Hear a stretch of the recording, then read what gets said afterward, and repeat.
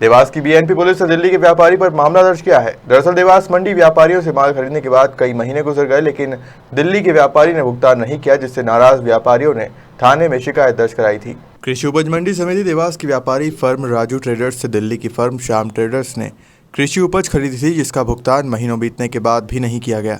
परेशान व्यापारी ने दिल्ली के चक्कर लगाने के बाद आखिरकार पुलिस की शरण ली और मामले में दिल्ली की फर्म के खिलाफ एफआईआर दर्ज करवाई। एफआईआर के अनुसार देवास में दिल्ली की फर्म श्याम ट्रेडर्स द्वारा लाइसेंस लिया गया है। इस लाइसेंस के आधार पर ही देवास की फर्म राजू ट्रेडर्स के संचालक ने श्याम ट्रेडर्स को करीब 68 लाख रुपए से ज़्यादा का माल बेचा था। राजू ट्रेडर्स के संचालक ने बताया कि माल बेचने के बाद पेमेंट कंडीशन हफ्ते 10 दिन से ज़्यादा नहीं रहती है। बावजूद इसके श्याम ट्रेडर्स के मालिक द्वारा महीनों बीतने के बाद भी भुगतान नहीं किया जा रहा है। घटना हुई है आपके साथ में, जरा बताएंगे आप?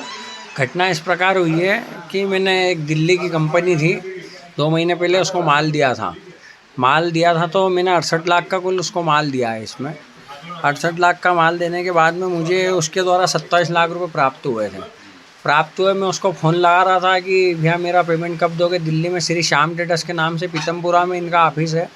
ऑफिस पे मैं गया मुद्दाम, मतलब अभी 2 महीने से 2 बार में राउंड लगाने में उनसे बातचीत हुई, तो एक बार तो वो स्थान पर मिले नहीं। फिर हम 4 लोग और गए वापस से हम मिलने के हिसाब से कि भैया हमारा निवेदन है आपसे कि हमारा पेमेंट दे दो, हम बहुत परेशान हैं। फ़ोन हम लगाते तो फ़ोन नहीं उठाया पार्टी ने, तो हमको लगा क्या मतलब इधर उधर तो नहीं हो गई पार्टी। हमारे द्वारा दिया गया माल सब जेजूरी वेयर हाउस में था। 1800 कुंटल का समथिंग है माल हमारा, जो कि माल हमारा पूरा जेजूरी वेयर हाउस में रखा हुआ है। और अन्य पार्टी का भी माल लिया था जो कि जेजूरी वेयर हाउस में रखा गया था। इस सिलसिले मतलब इस घटना के बाद में हमको मालूम पड़ा कि उसने हमको कहता रहे कि आज देंगे आपको माल भर देंगे, आपको पेमेंट डाल देंगे, आपको 5 लाख डाल देंगे, 2 लाख। पर उसने 25 तारीख हमको बताई थी, 25 जुलाई तक बोला आपको पूरा क्लियर कर देंगे। पर 25 जुलाई को हमको मालूम पड़ता है 24 तारीख को कि उसने पार्टी, एक इनका मुनीम है अजीत दुबे करके, जो कि यहाँ सब काम देखता है, उसके द्वारा हमको मालूम पड़ा कि ये माल आपका पूरा किसी और अन्य पार्टी को इसने बेच दिया है। अन्य पार्टी से इसने एनबीएससी द्वारा माल रखा था, एनबीएससी का फाइनेंस था।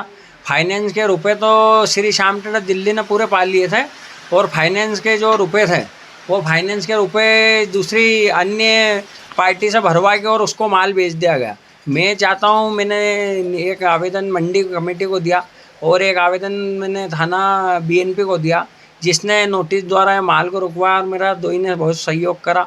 पर अब ऐसा लगता है इस काम में कि वो माल उठाने की कोशिश कर रहे हैं और इसमें अनुज्ञा वगैरह बनी है। तो मेरा मंडी वालों से यही निवेदन रहा कि इस अनुज्ञा को जारी नहीं किया जाए जिस भी पार्टी को ये माल दिया है। अच्छा, अनुज्ञा की अगर बात करें तो कुछ उसमें फेरबदल किया गया है कुछ? अनुज्ञा का ऐसा बताते कि 300 कुंटल से अधिक की अनुज्ञा बनती नहीं है, पर इसमें ऐसा लग रहा है कि कुछ 2-2 हज़ार कुंटल की और कुछ 2400 कुंटल की, इस प्रकार से कुछ अनुज्ञा बनी है। तो मंडी पदाधिकारी की मिलीभगत है, आप ये मानते हैं? मंडी पदाधिकारी की मिलीभगत है या नहीं है, पर ऐसा है, मुझे कुछ लगता है कि कुछ इसमें अनुज्ञा अगर जारी किया गया तो माल उड़ जाएगा और मेरा रुपए कहीं से भी आ नहीं पाएगा। फिर मैं इसके चक्कर लगाते रहूँगा। हालांकि एफआईआर भी दर्ज हुई इस मामले में थाना प्रभारी जी ने मेरी एफआईआर भी दर्ज करी मेरी सूचना पर और मुझे सहयोग दे रहे हैं।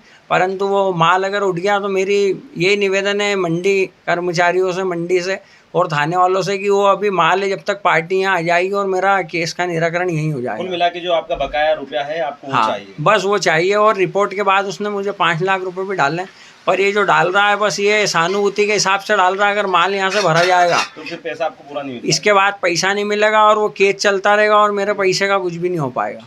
आपका नाम और ट्रेडर्स का? मेरा नाम है राजू ट्रेडर्स, मेरे पिताजी के नाम से फर्म है राजन कुमार। इधर मंडी समिति के जवाबदारों ने इस मामले में फिलहाल चुप्पी साध रखी है। देवास से राम माल्या की रिपोर्ट।